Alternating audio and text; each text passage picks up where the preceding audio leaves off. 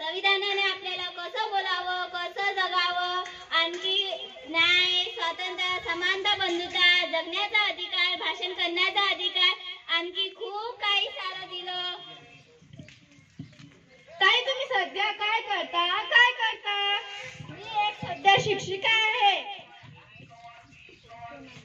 कोणामुळे?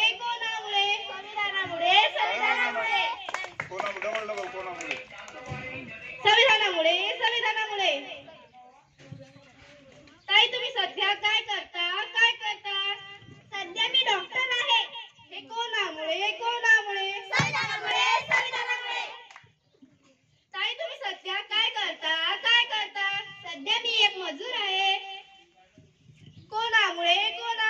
संविधानामुळे.